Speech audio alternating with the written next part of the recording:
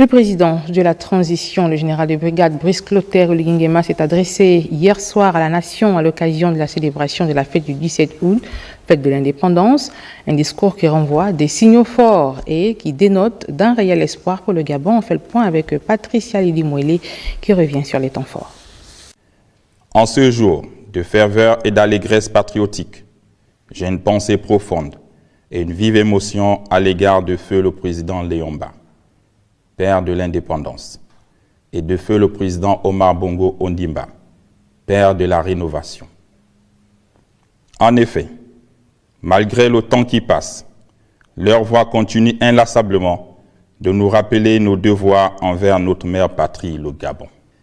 Il y a 64 ans, le premier président de notre pays, en proclamant à la face du monde l'indépendance du Gabon, s'adressait ainsi au peuple gabonais.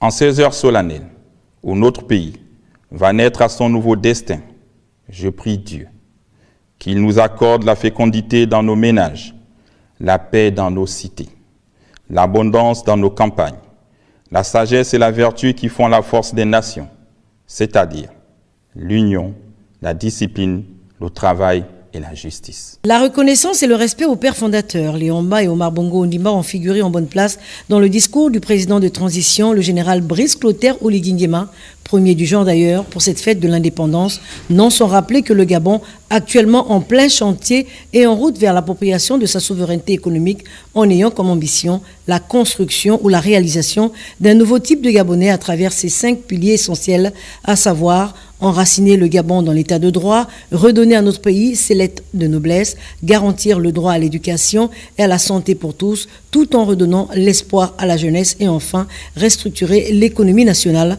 afin de garantir à tous une vie digne, laquelle passe aussi par la restauration des institutions mais aussi des mentalités, le tout dans un état de droit où l'anarchie et le désordre, voire l'injure, n'ont plus leur place.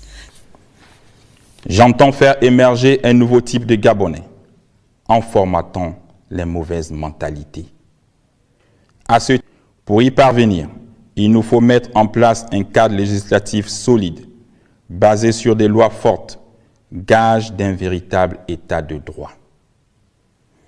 L'état de droit est bien plus qu'un simple concept pour le CTRI. Il est l'idéal de démocratie auquel nous devons tous aspirer. Il garantit notre liberté et notre justice en assurant à chaque Gabonais, quel qu'il soit, la possibilité de s'exprimer librement et de vivre dignement. Car il n'y a pas de démocratie sans liberté d'expression, mais également sans respect de la loi.